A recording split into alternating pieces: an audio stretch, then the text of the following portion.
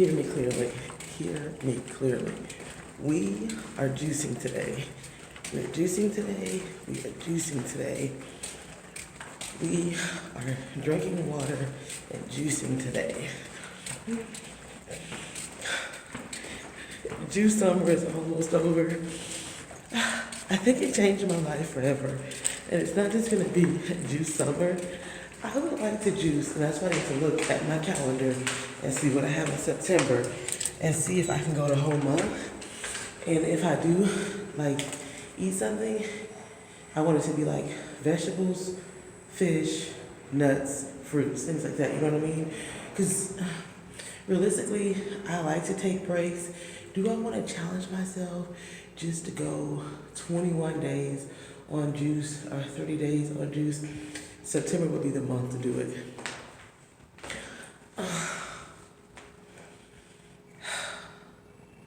I feel so much better when I'm juicing. I'm bloated today. I've been eating like crap. I don't know. Let's see if somebody's in the elevator. Hey. Yep. Hello, you too. Yep. Emotional.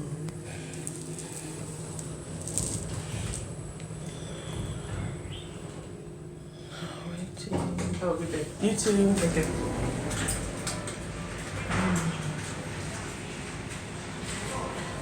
It doesn't feel that like late to me, but it is like, I don't know, 9:15 or so. I wanted to go get a juice or a smoothie this morning. I think this time there's something on my lip, number one. I think this time what I'm gonna do differently is that I'm gonna try to make some juices at home. I'm going to try to consume more juices and not give in to my boyfriend. Like, good thing is he is on contract right now, which he would not appreciate me telling his schedule. So let's just say I'll have a lot more time to myself with no excuses like I've had all week. But today's Wednesday. Ooh, I gotta make some things happen today too. Today is Wednesday. And I'm already like, girl, why are you not juicing? Just a second, guys. Let me tell y'all something too. Now, I am not defensive about this issue or about this topic, but I think a lot of women can come off defensive when they talk about certain things. So people are like, oh, why don't you want to share, your finances with your boyfriend? That already lets me know what kind of situation that you are most likely accustomed to. You're not accustomed to the mine is mine. You're not accustomed to yours. Does that make sense? I'm not saying that I'm right, but I'm accustomed to mine. You know what I mean? Right here, prime example. I have been friends with this guy who has a good paying sales job selling, what does he sell? Like point of system sales systems and work corporate technology in third world countries and undeveloped countries. And he makes really good money traveling all around the planet doing that. He also, as his hobby, flips homes as real estate deals. So I mentioned it to him, trying to get some information, right? Do you know that dude called me at like, no joke? Well, he was texting me and asked if he could call me at 1 o'clock in the morning. I'm not trying to be a negative Nelly, but when I tell you there is something about a woman that makes hers, makes mine, makes yours, you know what I mean? That men, it's a dicey subject, but this is just my truth. It sets men on a different path, especially if you don't, quote unquote, need them. You might find yourself holding a bag that you don't even have to hold just because somebody thinks that you can take care of it or that you want to take care of it. And not just that, they will try to manage you.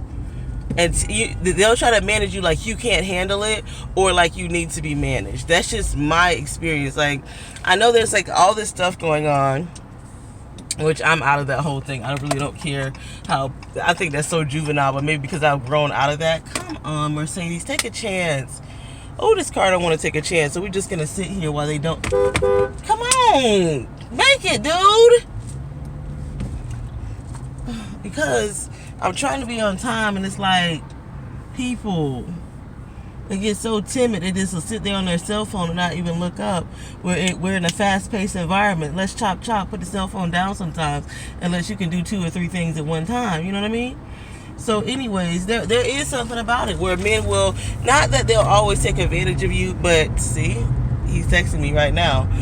They will try to, I don't know, you'll become more appealing. That's why I don't listen to a lot of stuff that, trolls think that life is all about vanity and about what you look. Girlfriend, let me tell you something. If men feel like you can bring something to the table and a lot more than most women can, whoo, you have got to protect yourself and make sure that you are not giving too much of yourself away. And I say that because a lot of women, it's such a dicey subject, y'all. I'm not trying to offend anybody. A lot of women in today's world didn't grow up with a father, so they don't know what a man looks like. They don't know what a provider looks like, and it shows in their actions. And when you come across a man that loves you, he will at times have a fatherly energy towards you because he's trying to protect you, right? But I don't need protection from my finances. Unless you come to work with me and endure what I'm enduring, then yeah. But as long as I'm putting my hours and my energy into it, it's mine. I'm sorry, it's mine. It's always been mine. I've never had to share mine. I know this is a different outlook. I've never had to share mine with another human being. And I'm 35, 36 years old, however old I am. And I know people may not, they may not get it. They may say, oh, well, that's selfish. Well, that's yours. That's yours. That's how you see it. That's how your life has been because you have lived your life outside of self. You have lived your life for other people, so you can't come into a woman's life and, expect, especially when she is by herself, seriously. That makes a huge difference. And a lot of guys do respect it, just like the guy that just text messaged me. He was like, did you wake up and work out this morning? Because he was like, he's like, I love talking real estate. I love this analytical talk because we did hit a few highlights about, what were we talking about?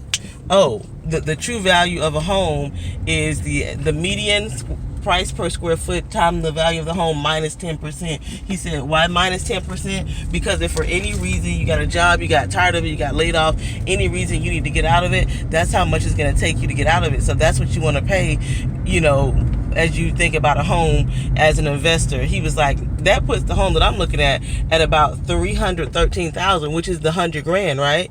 But of course, if you like the home and you want it to be your forever home, then you may want to consider going up to $340,000. That's a big drop from what they're asking, right?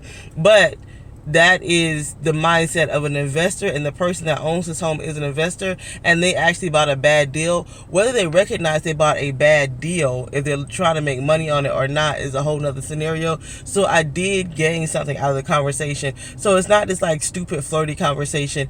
And he was like, what did he say? See, man, I love this kind of conversation.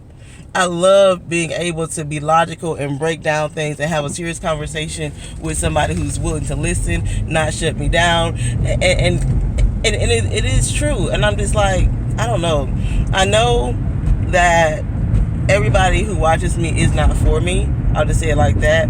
But if you guys don't get anything out of my channel, I'm telling you, there's some truth in the things that I tell you about the way life is when you are living it on your solo dolo. You better take care of yourself.